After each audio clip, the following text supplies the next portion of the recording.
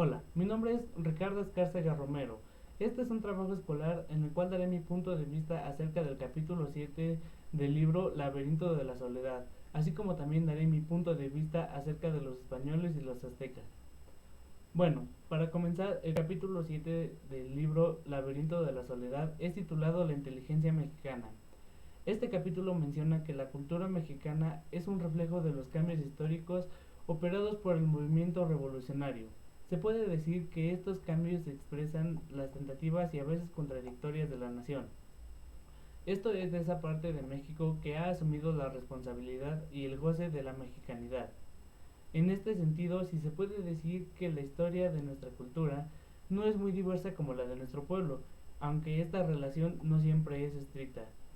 También nos menciona que por otra parte la poesía es una virtud de su misma naturaleza y de la naturaleza de su instrumento. Tiende siempre a la abolición de la historia, no porque desdeñe, sino porque la trasciende. Al igual que también este capítulo hace referencia a las ideas de Vasconcelos, que no tenían parentesco con el casticismo y el tradicionalismo de los conservadores mexicanos, pues para él, como para los fundadores de América, el continente representaba como futuro y novedad. Una frase muy célebre de él sería: la América española es lo nuevo por excelencia, novedad no solo de territorio, también de alma. El tradicionalismo de Vasconcelos no se apoyaba en el pasado, sino que se justificaba en el futuro. Por desgracia, la filosofía de Vasconcelos es ante todo una obra personal, al contrario de lo que acontecía con liberales y positivistas, que continuaban vastas corrientes ideológicas. La obra de Vasconcelos posee la coherencia poética de grandes sistemas filosóficos. Con su rigor es un monumento aislado. En conclusión, este capítulo hace referencia a todas las aportaciones tanto filosóficas como culturales, haciendo entender que México tuvo que pasar por un sinfín de cambios como la revolución para salir de sí mismo y ponerse frente a la historia.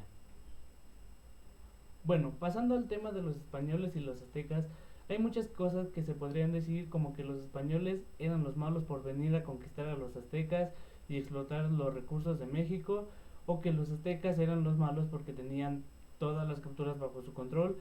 Pero yo diría mi punto de vista, con el cual no quiero ofender a nadie, simplemente quiero dar mi punto personal. Para comenzar, hablaré un poco sobre los aztecas. Ellos eran la cultura que en ese entonces era la dominante, la cual gobernaba y dirigía las demás culturas.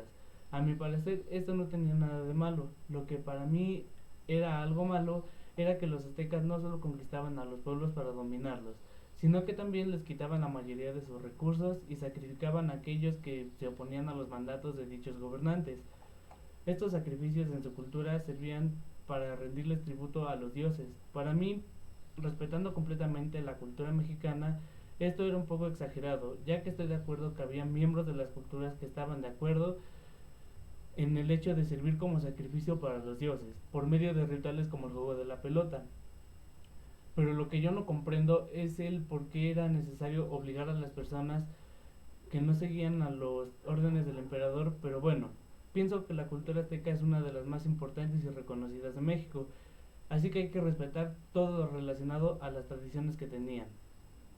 Ahora, hablando de los españoles, llegando, llegaron en el año de 1521 liderados por el general Hernán Cortés, quien se hizo pasar por la reencarnación de un dios para así ser recibido de buena manera por los pueblos y las culturas mexicanas, lo cual a mi parecer fue malo haber engañado a los pobladores de dichas culturas, ya que no tenía ningún motivo para decirles que él era la reencarnación de un dios.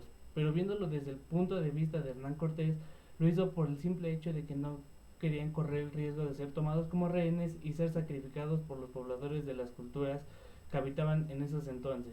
Para mí la llegada de los españoles ayudó a muchas culturas a liberarse del mandato de los aztecas, pero también llegaron a explotar tierras y los materiales como el oro y la plata para llevárselos a su país.